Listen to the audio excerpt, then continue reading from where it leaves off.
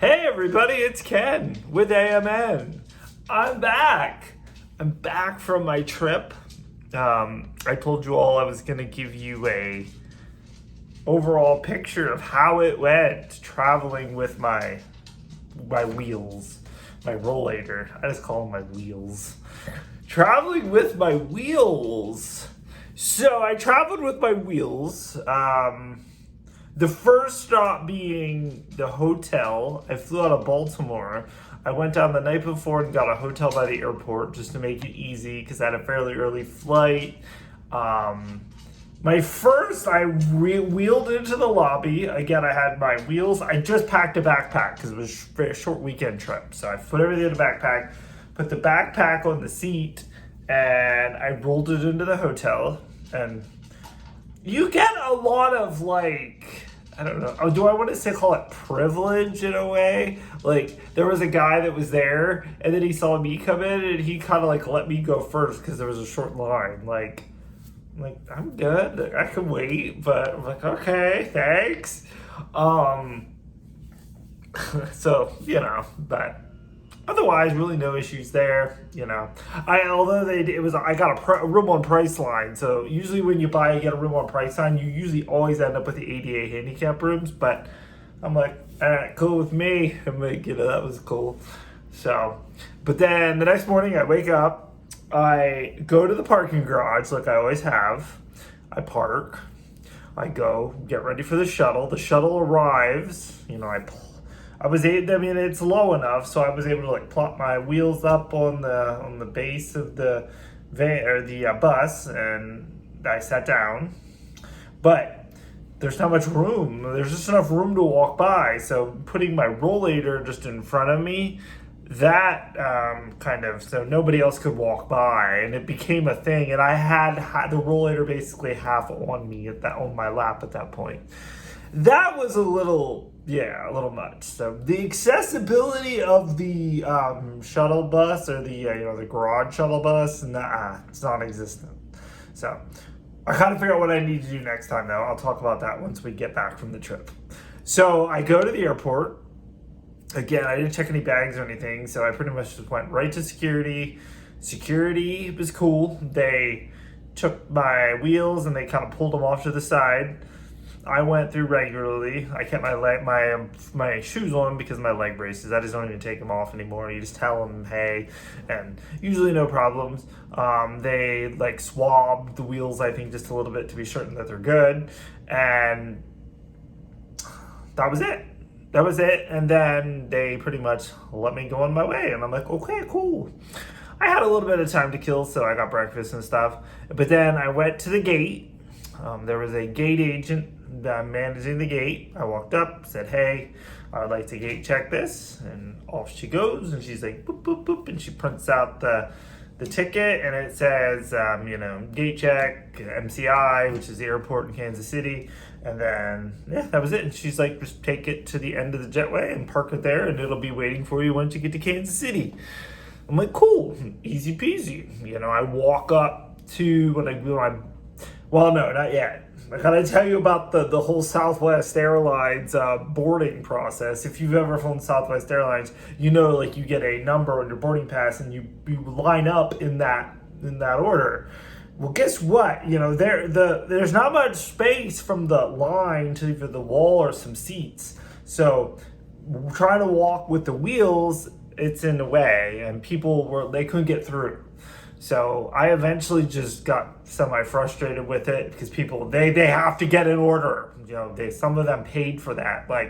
I paid for early bird boarding. It's $25, but you get on pretty much first, usually the first group of people. So you always found it worthwhile to get a decent seat. You don't have to look for a decent seat. You want a window, you get a window. If you want to fall asleep right away, you fall asleep while the rest of the hoodlums board the plane. But anyway, so eventually I just kind of let everybody go, and I kind of just jumped in where I was fairly certain I was at, and it was fine, whatever. But yeah, so I got on the plane, went to Kansas City, and I could actually look out the window, and I saw the guy walking up the stairs to the gate with my wheels.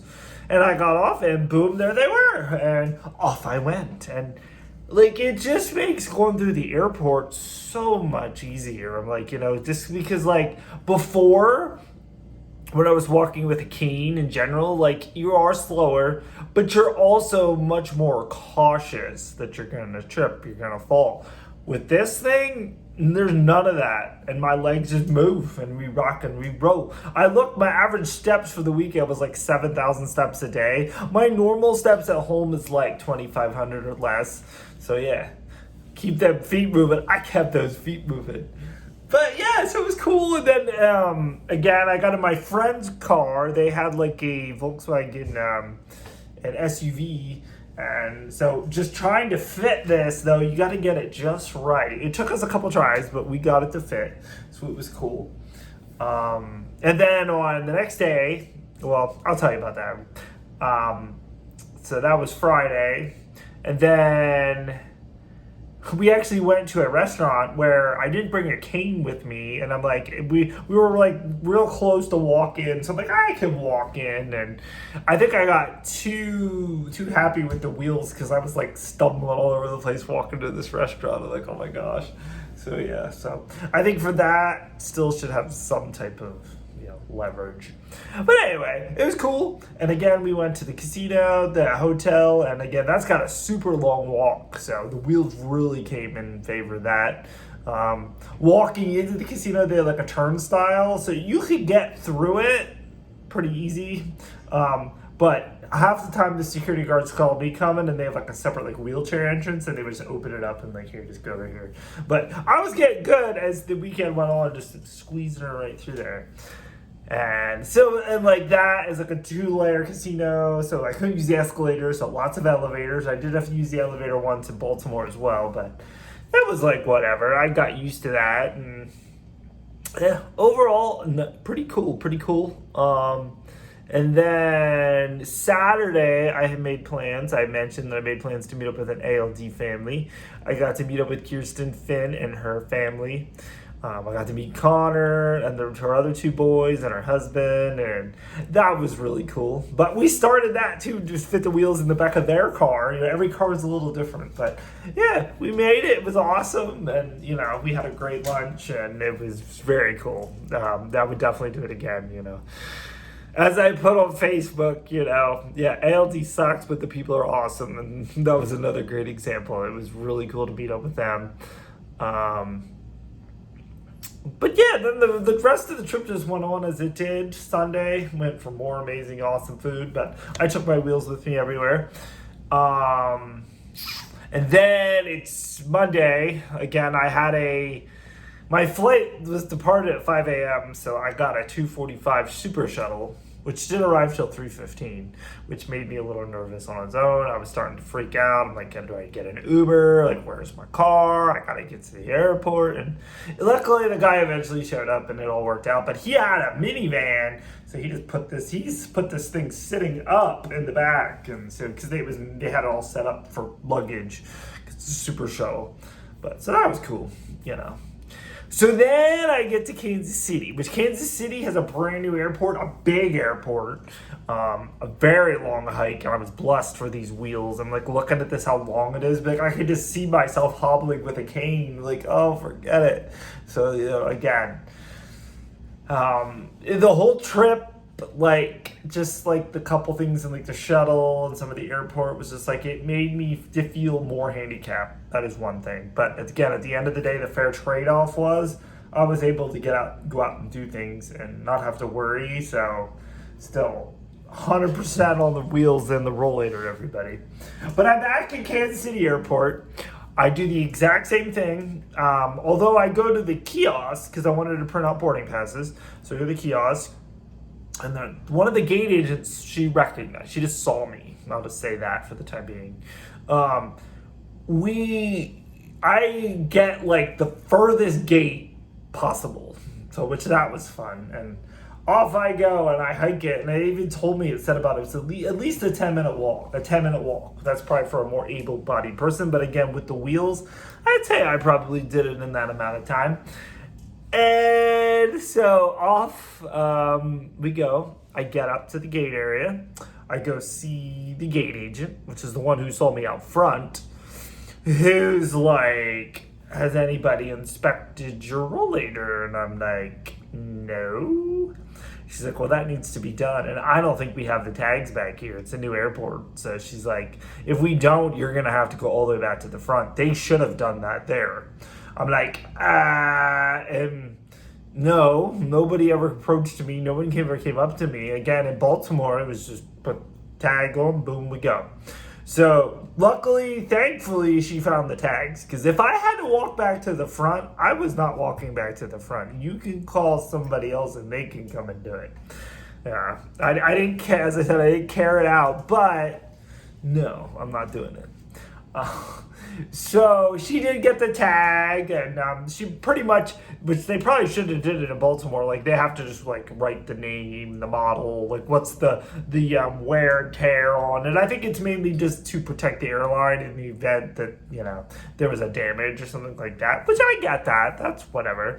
And then she was cool though at the end. And let's all remember, it's like before 4:30 in the morning on a Monday morning, so a little cranky, but I get it. But she did give me a new boarding pass that had pre-board on it, so I could just go on before everybody else. With usually, like, there was a woman on crutches and unaccompanied minor, and then there was me, so I didn't have to get in that crappy line, and I just went on the plane. So for future, I don't think I need to pay for early bird boarding, and I can get whatever boarding pass I want as long as I just go and ask for pre-boarding. And everything that I've looked online, like technically legally, they can't ask you like what your disability is, or if you have a disability for that matter. They must give it to you. So, you know, it made it much easier for me. Was it necessary? No, but again, at that boarding gate, and, you know, just getting in line, that was kind of scary. So yeah, and then the exact same process though. Again, I saw the rollator been put away. Got back to Baltimore because I got on the plane so early. I beat the guy bringing the wheels back, but it was pretty quick. But that guy was cool. He was trying to lock it, and like, well, it doesn't really lock. But so we rinse and repeat. We go back the other direction now, back to that shuttle. Now the shuttle was pretty busy. I was actually quite surprised, but we learned if I kind of half fold the rollator and put the seat almost on my legs, we can kind of squeeze it so people can get by. So that's what I'm gonna have to do, because like there's nowhere to park them or anything like that. And yeah, and then off I went, and I came home, and boom, boom, boom. And again, I'm just saying, like, you know, at the end of the day, it was, you know, really no issues whatsoever. At all, other than those little things. But, you know, we can deal with that. And I would I'm just telling people in general, like, you know, if you start to have walking issues again, just, there's help out there, many different types of help, you know, depending on your comfort level and where you're at. But, you know, well, again, while I did feel more like a handicapped person, again, it was a fair trade-off. And yeah, I'll do it again. Again, I'm planning to go to Reno and Houston for the ALD Connect meeting this year, so I'm probably going to utilize the privileges again, and I will be traveling through all of that with my wheels, so get ready, everybody. Yeah, that's the wheel trip. It was a good one. Ken with AMN. Keep those feet moving, and thanks for watching.